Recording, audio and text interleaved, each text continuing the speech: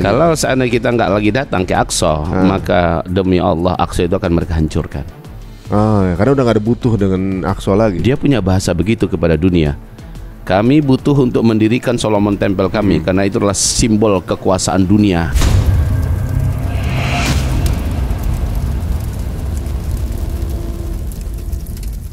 Assalamualaikum warahmatullahi wabarakatuh. Alhamdulillah teman-teman semuanya, kita masuk dalam bulan yang sangat mulia. Dan alhamdulillah juga di sini adalah sesuatu di mana kita mempertebal iman dan juga mengumpulkan banyak sekali hal-hal kebaikan yang mau kita persembahkan kepada Allah Subhanahu wa taala. Dan tentunya juga di saat seperti sekarang ini makin terlihat persiapan-persiapan kita perlu nih untuk kita bawa sebanyak-banyaknya. Apalagi kode-kode untuk mendekati akhir zaman sudah mulai terlihat. Nah, alhamdulillah bersama kita sudah ada guru kita yang bersamai semenjak beberapa bulan terakhir ini, yang tentunya juga membuat kita makin faham dan juga makin mempersiapkan diri, ya.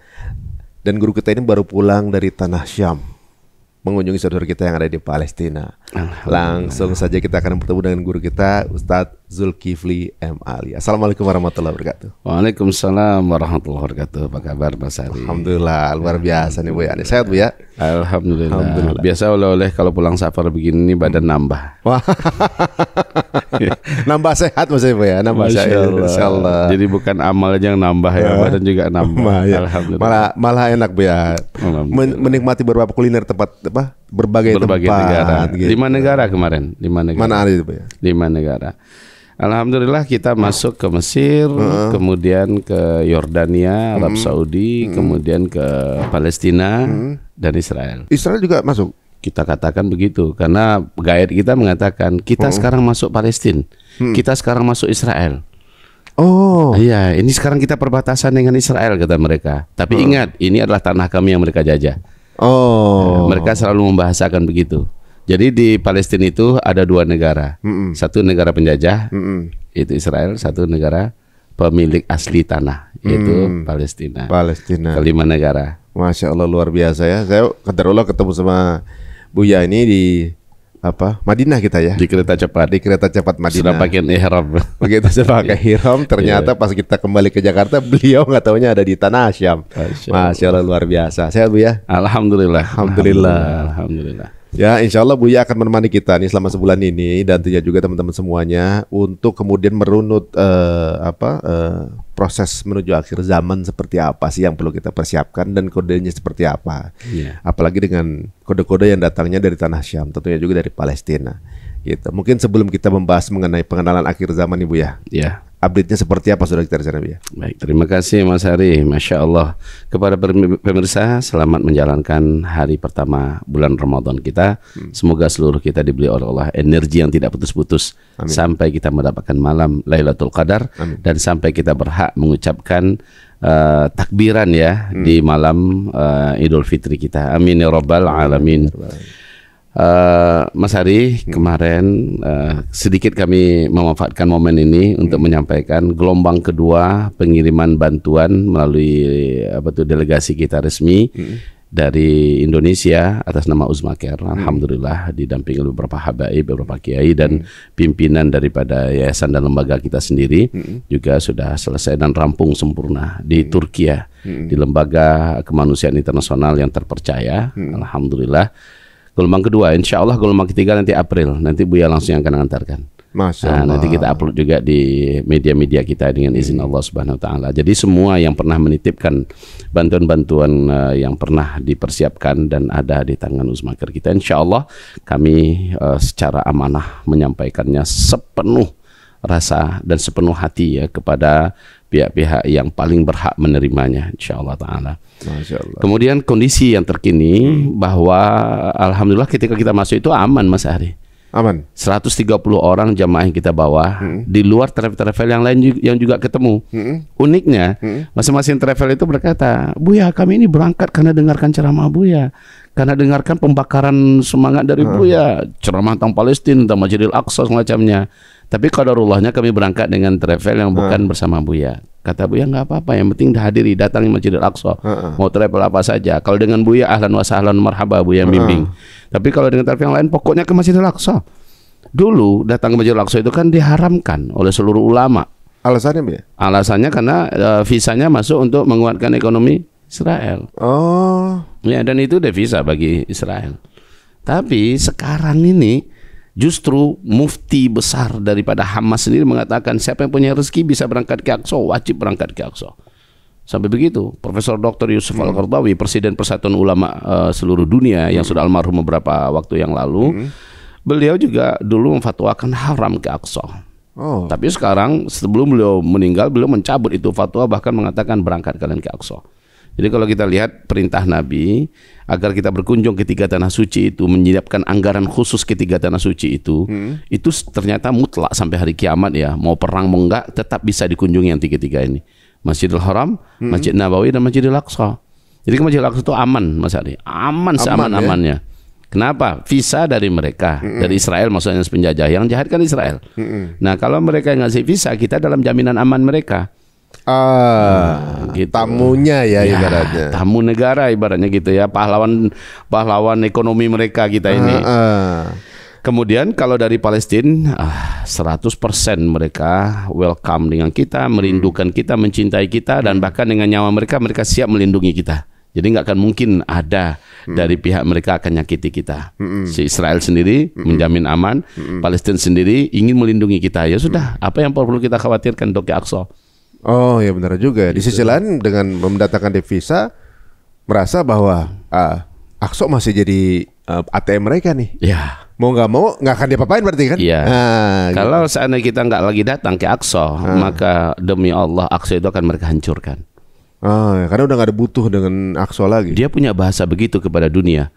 Kami butuh untuk mendirikan Solomon Temple kami karena itu adalah simbol kekuasaan dunia.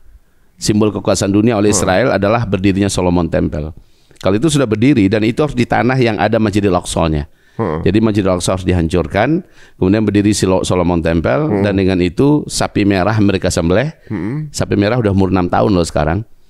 Ya, harus mereka sembelih di atas Bukit Zaitun. Kalau sudah disembelih, maka Sang Tuan Agung yang akan memimpin mereka menguasai seluruh dunia muncul. Itu Dajjal. Dajjal tidak akan mau muncul kalau istananya belum disiapin. Dan dia tidak akan muncul kalau tidak ada persembahan. Persembahannya adalah sapi merah. Dan sapi merah ini sudah 2000 tahun ditunggu-tunggu kelahirannya. Oktober 2018 lahirlah sapi merah yang tidak ada satupun bagian tubuhnya yang berwarna yang lain. Sapi itu usia sampai berapa ya? Paling tua ya? 10 tahun ada nggak ya?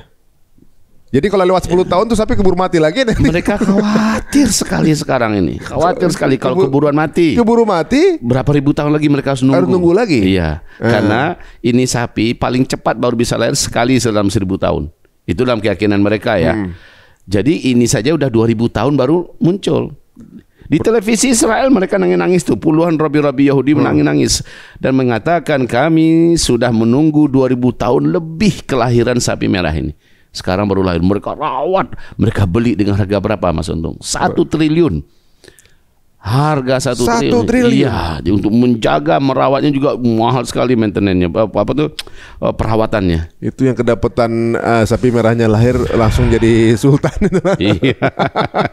Makanya ya Allah. Jadi luar biasa ya. Dan ini kan menjadi sedikit bahan ledekan oleh Abu Ubaidah. Abu Ubaidah menyentil itu tuh. Kalian terlalu percaya dengan sapi. Iya, kalian terlalu percaya. Kalian menggantungkan nasib kalian kepada sapi. Nah, makanya mungkin kalian dikatakan pintar di satu sisi, tapi kalian terlalu bodoh di sisi yang lain. Oke.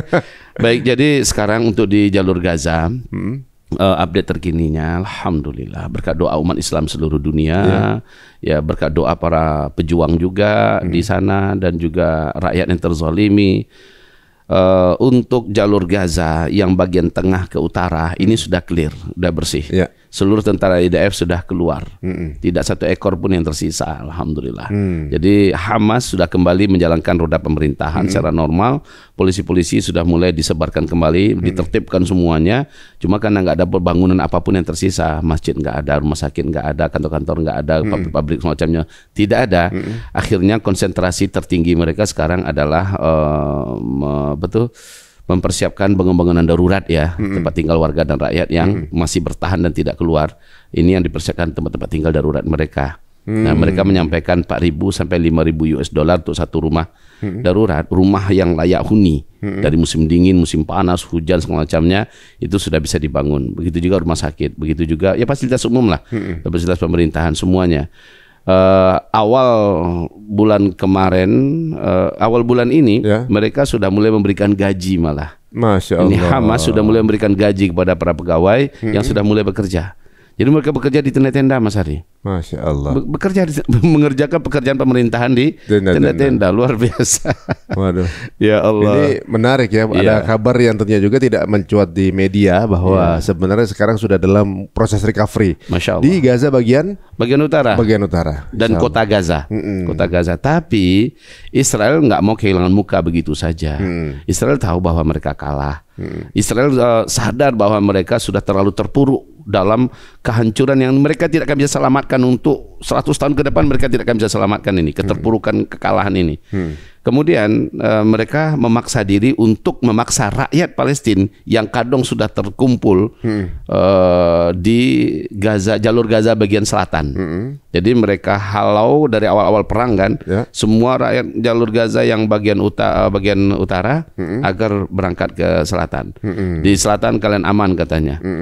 Padahal rakyat yang jantungnya agak lemah, yang agak sedikit tidak punya keberanian ya, mereka terpaksa hijrah meninggalkan jalur Gaza bagian utara. Di perjalanan mereka juga dibom, mereka juga dibunuh kan. Ketika mereka sudah terkumpul di jalur Gaza bagian selatan, tetap saja 65% pengeboman malah terjadi di jalur Gaza bagian selatan. Nah, sekarang kondisinya Israel mendesak mereka untuk lari pindah ke Rafah, kota Rafah. Kota Rafah itu langsung berbatasan dengan border Mesir. Ya, ujung itu perbatasan tempat masuknya truk bantuan kan? Ya. Kemarin kami lewat simpang itu, sampai istri pun bilang, udah ini sudah simpangnya, ayo udah masuk. Iya, nanggung. Iya, udah masuk, cuma 100 km nyampe kita ke sana. Sampai dari persimpangan Teluk Akabah itu ya, ini udah wilayah Mesir nih. Memang ini simpang dijaga ketat oleh beberapa tentara yang bersenjata lengkap kan. Jadi jalur bantuan itu lewat sana. Oke, jadi sekarang rakyat Palestina yang Gaza ya, jalur Gaza bagian selatan ini semuanya sudah terdesak. Keluar untuk lari lagi ke jalur Gaza bagian utara nggak bisa. Alasannya? Tidak bisa karena memang sudah dikepung semua. Ya, mau ke Rafah, masuk ke Mesir juga tidak bisa. Dan mereka dibom terus. Benar-benar ethnic cleansing sebenarnya. Ya, ini dipikir ngabisin di situ, ngabisin se-Gaza itu ya? Ya, di sini satu bom saja diledakkan bisa mematikan ratusan sampai ribuan orang. Kenapa? Ini manusia semua. Ratusan sampai ribuan ya, bahkan sampai puluhan ribu yang ada sekarang di sana itu. Ya, ratusan ribu ya jumlah manusia yang ada di sana. Masya Allah mendekati 1 jutaan. Dan mereka dipaksa untuk keluar. Presiden Mesir sendiri berpesan, satu saja ada rakyat Palestina yang masuk ke negara kami akan perang dengan kalian hai Israel. Maknanya apa? Di permukaan ya, supaya agak ada sedikit simpatik umat Islam seluruh dunia pada Mesir. Padahal sebenarnya adalah bantai saja oleh kalian itu rakyat Palestina. Ya, bahasanya dari kami, pokoknya kami nggak izinkan satu orang pun masuk ke perbatasan kami. Nah, kan gitu kan? Iya. Sementara Israel mendesak harus keluar dari jalur Gaza, harus tentu ke Mesir. Sementara Mesir sendiri menahan perang kita, maka tidak ada bahasa yang lain kecuali kami habisi kalian semua. Genosida. Inilah dia genosida yang terpahit yang harus dialami setelah kemarin-kemarin ini. Namun alhamdulillah para pejuang yang sudah mulai mengamankan wilayah jalur Gaza bagian tengah sampai ke utara, mereka mulai merangsek, menyusun kekuatan gabungan mereka untuk ke Gaza, jalur Gaza bagian selatan dan juga ke Rafah, sehingga sekarang ini mulai terjadi pertarungan yang apik lagi ya, pertarungan yang hebat kembali dan membunuh tidak terkira juga tentara Israel, IDF ya, alhamdulillah. Baik, mungkin itu perkembangan terkini. Jadi yang paling dibutuhkan untuk kondisi sekarang adalah recovery ini kembali, baik itu untuk pembangunan, dan yang paling darurat sekali adalah rumah-rumah penduduk. Rumah penduduk ya. Dan ini sepertinya tidak tercuat di media karena wartawannya banyak yang sudah 130-an wartawan yang dihabisi. Ya Allah. Keinginannya adalah supaya informasi ini tidak sampai ke dunia gitu ya. Yang ketahuan kemudian dalam seolah-olah warga dunia yang tahunya adalah kemenangan itu pada saat membunuh banyak korban. Tapi bukti sebenarnya adalah dalam sebuah perjuangan ketika kemenangan adalah mampu menguasai tempat itu. Sekarang belum juga menguasai, berarti belum menang kan sebenarnya mereka. Nah, alhamdulillah, dan ternyata bahwa Palestina ini membawa kita kepada salah satu kode-kode dari akhir zaman yang akan kita tentunya juga bahas teman-teman semuanya. Dan ada juga berita yang bisa dibilang salah satu kode juga. Beberapa minggu yang lalu, pucuk tertinggi pemberi dana kepada Israel yaitu Rothschild meninggal dunia. Alhamdulillah. Itu adalah berita baik untuk dunia tuh. Semuanya Masya Allah luar biasa. Kurang apa lagi kodenya gitu ya. Nah, ini menambah kode juga buat kita. Apa persiapan kita dalam menuju akhir zaman?